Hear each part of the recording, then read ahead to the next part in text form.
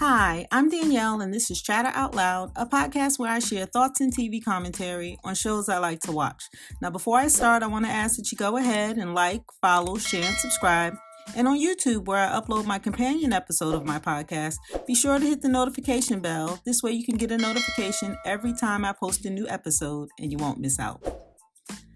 All right, so welcome back, and I thank you so much for joining me. Your presence is very much appreciated. In today's episode, I'm chatting about Survivor Season 42, Episode 4, titled Vibe of the Tribe. It's beginning to pick up and get more exciting, so let's get into it. All right, we lead into night 7 after the last tribal council at the Vadi camp. Immediately, Daniel asks that they talk about it in the morning. Remember his shenanigans and throwing Chanel under the bus and saying he felt pressured and all of that. I mean, he really did throw Chanel under the bus. Well, he comes back to the camp and says, hey, you guys, listen, with everything that has gone on, why don't we just talk about it in the morning? He tried it, but Chanel, she wasn't going for it. Basically, he was caught out there because he tried to play the middle. Right? We all saw it, and so did the tribe. So now we're watching them go back and forth and how each of them felt blindsided. And I found it interesting that Chanel influenced the plan to try to get Lydia out. But now she's trying to deflect. She's trying to deflect back on Daniel, and she should, because she's trying to secure her own game, right? She's trying to get out of it, and that's what you're supposed to do, right? Try to survive another day. Or another tribal council, I should say, right? Hai felt a need to keep relationships, so he pulled Mike aside to explain his position and said that Daniel and Chanel are snakes. And Mike agreed, of course.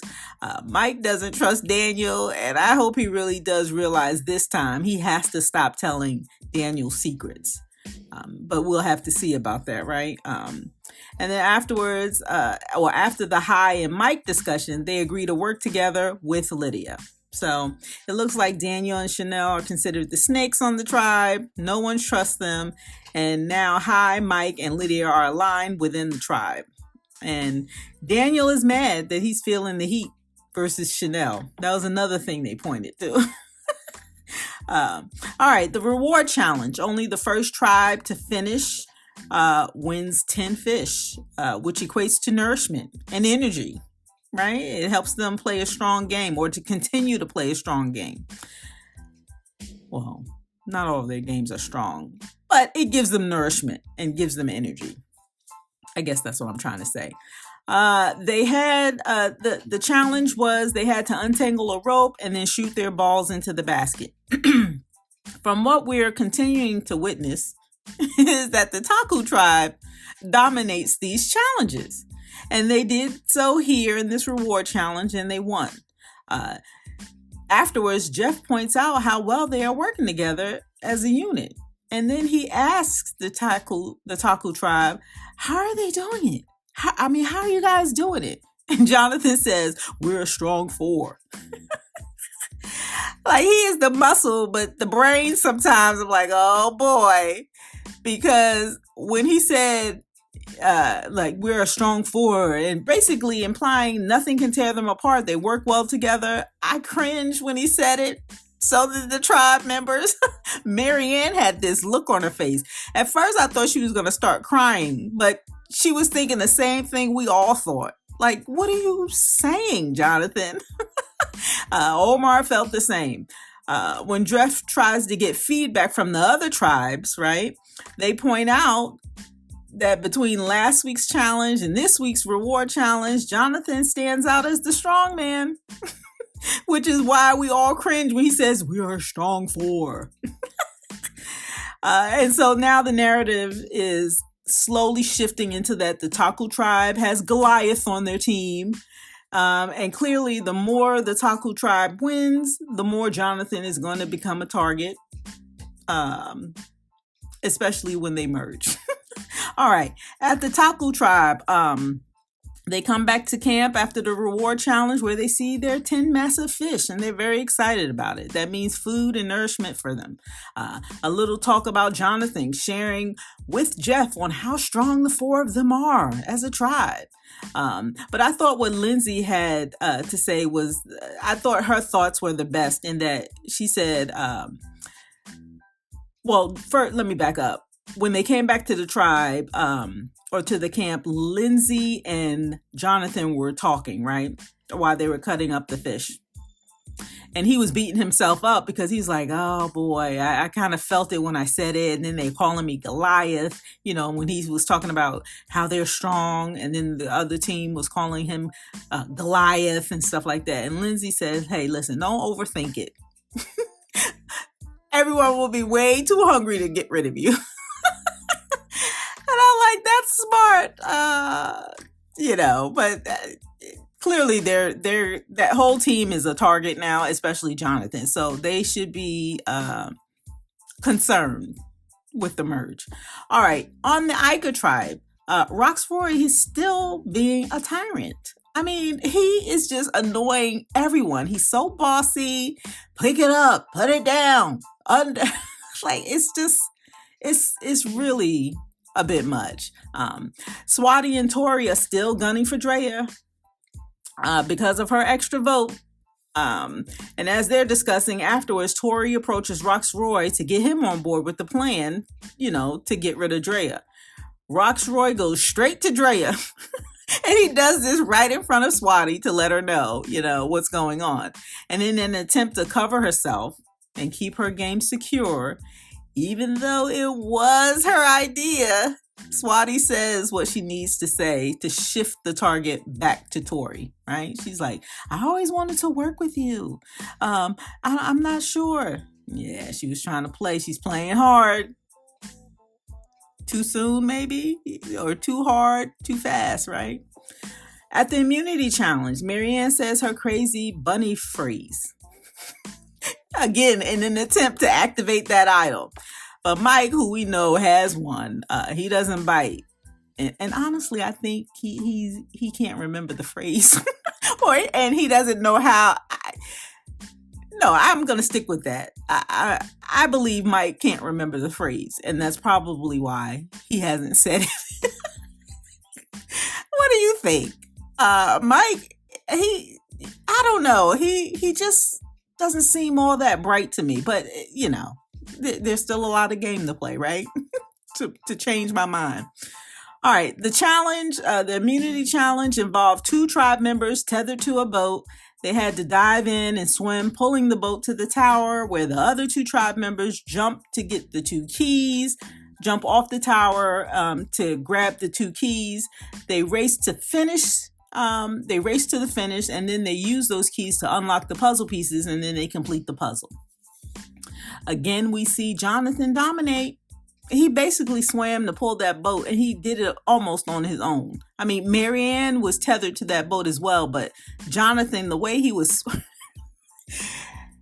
swimming so fast and so hard, Marianne was basically just holding on. I'm like, just stay out of the way. She should have just held onto the boat and just let Jonathan, the strong man, go. Of course, due to Jonathan's efforts, right, and his strength and his muscle, he gave the Taku tribe a huge lead, and that they had that lead helped them start the puzzle first, and so they had a huge lead basically. In the end, the Taku tribe won, or they came in first, and then the Vadi tribe came in second.